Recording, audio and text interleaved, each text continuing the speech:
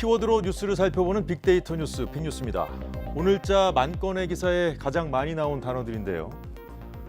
부산 연관 뉴스가 많았는데 지난해 7월 폭우 때 3명이 숨진 지하차도 참사와 관련해 관할구청 부구청장 등 공무원 11명이 업무상 과실치사 등의 혐의로 기소됐다는 소식도 여러 매체가 보도했습니다.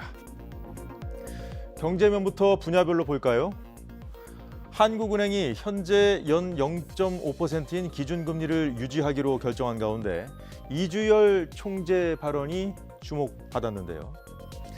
이 총재는 올해 경제 성장률이 당초 예상보다 높은 3% 중반에 이를 것으로 내다보면서 천정부지로 치솟고 있는 가상화폐에 대해선 내재 가치가 없다는 입장에 변함이 없다며 관련 투자가 금융안전 리스크를 키우고 있다고 우려했습니다.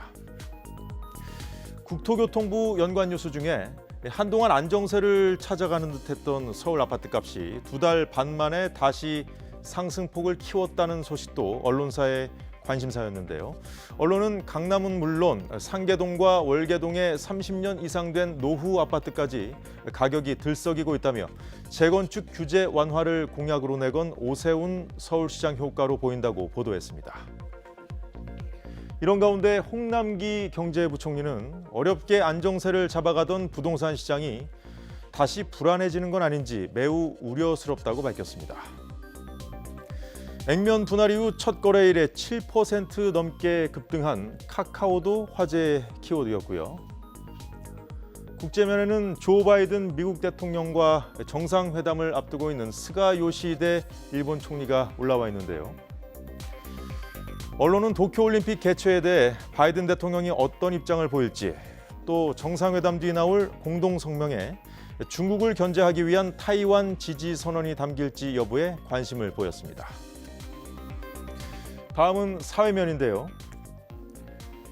인천의 한 아파트에서 관리비 문제 등으로 갈등을 겪다 관리소장을 흉기로 찔러 살해한 입주민 대표에게 법원이 살인의 고의성이 인정된다며 징역 17년을 선고했다는 소식도 언론이 비중 있게 다뤘고요.